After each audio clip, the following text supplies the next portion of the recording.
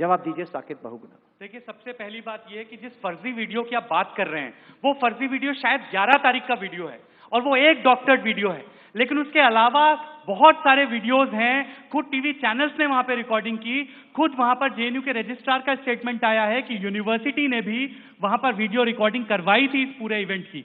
और अब जबकि बात इस स्टेज तक आ गई है कि हमारे कन्हैया कुमार जी अभी कह रहे थे कि मुझे कोर्ट से बेल मिली है, शायद उन्होंने ये बेल ऑर्डर ठीक से नहीं पढ़ा। पहली बात तो आपको बेल नहीं, इंटरिम बेल मिली है, that too for only 6 months. और अगर ये आप ऑर्डर पढ़ लेते थोड़ा सा तो मुझे लगता है आपको शर्म आती बहुत ज्यादा अपने आप पर कि आपको जज साहिबा कह रही है कि इन्फेक्शन की तरह ये डिजीज फैल रही है। और ये डिजीज क्या है? ये डिजीज है आप जैसे लोग जो यूनिवर्सिटी में अपेरेंटली पढ़ने आते हैं, लेकिन चंद प्रोफेसर्स की वजह से, जैसे उमर ने अपने भाषण में कहा, कॉमरेड्स इन द फैकल्टी, वो जो कॉमरेड्स इन द फैकल्टी हैं जेएनयू में, और मैं बता रहा हूं उनकी संख्या बहुत कम है। अधिकतर जेएनयू के टीचर्स पढ़ाते हैं, लिखाते हैं, बहुत मेहनत करते हैं, लेकिन एक कुछ कॉमरेड्स इन द फैकल्टी हैं जिनका काम सिर्फ नक्सली, माओवादी, देश तोड़ने वाले, देशद्रोही, सेपरेटिस्टों को पैदा करना है। और आप जैसे लोग भी उनकी उपज हैं जो कि बातें कुछ और करते हैं और रियलिटी में कुछ और करते हैं। दूसरा, high level inquiry committee JNU के द्वारा बनाई गई, जिस हाई लेवल इंक्वायरी कमेटी ने यह कहा है कि कन्हैया कुमार वॉज प्रेजेंट, इस बात पे उनको प्रॉब्लम है। उनको ये पता नहीं कि साबरमती ढाबे पे ज्वाइन कर लिया था या प्रोसेशन में ज्वाइन किया, लेकिन ये वो कह रहे हैं कि Kanhaiya Kumar was present at the spot. And ये सारे जो नारे हैं ये बहुत सारे जेएनयू के स्टूडेंट्स के द्वारा भी लगाए गए। ये इंक्वायरी कमेटी का कहना है, ये एबीपी का कहना नहीं है। तो इसलिए आप देश को बरगलाना और झूठ बोलना बंद कीजिए। आप कौन सी भुखमरी और गरीबी की बात कर रहे हैं? पश्चिम बंगाल में जाकर देखिए, जहां पर वाम मोर्चा की सरकार ने 35 साल तक राज किया, वहां पर देखिए कि गरीबों की क्या स्थिति आज। आपको गरीबी, सामंतवाद और ये सारे शब्द अब याद आ रहे हैं कि जब देश में एक राष्ट्रवादी सरकार बनी है, क्योंकि आपको आज 2G, 3G, जीजाजी, कोलगेट जैसे घोटाले नहीं मिल रहे हैं। आज आपको विरोध करने के लिए और बातें नहीं मिल रही हैं, तो आप शब्दावली खोज के लाइए, इंटॉलरेंट इंटॉलरेंट। अरे ये देश तो कभी इंटॉलरेंट हो ही नहीं सकता, क्योंकि ये देश तो एक्सेप्टेंस के सिद्धांत पर बना है।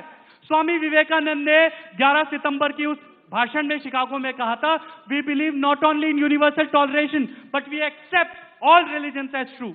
यानी कि ये तो भारत की संस्कृति है कि हम मानते हैं कि अलग अलग मार्गों से होते हुए भी एक ही भगवान तक, यानी कि एक ही सत्य तक पहुंचा जा सकता है।